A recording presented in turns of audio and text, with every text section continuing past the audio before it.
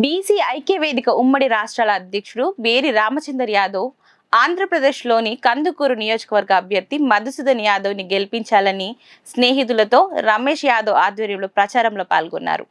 బీసీలకు వచ్చిన ఈ అవకాశాన్ని సద్వినియోగం చేసుకొని బూర మధుసూదన్ యాదవ్ని అత్యధిక మెజార్టీతో గెలిపించాలని కోరారు.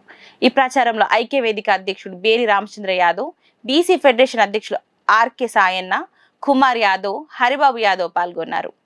ఈ కార్యక్రమంలో కార్యదర్శి రమేష్ యాదవ్, దాసరి శ్రీకాంత్ యాదవ్, కూచిపూడి బ్రహ్మయ్య యాదవ్, దత్తు, వేణి యాదవ్, గంగాది వెంకట్రావు ప్రసాద్ కొండలరావు, అధ్యక్షులు ఈసారి మాధవరావు, అభిమానులు, ముఖ్య నాయకులు, కార్యకర్తలు పాల్గొన్నారు.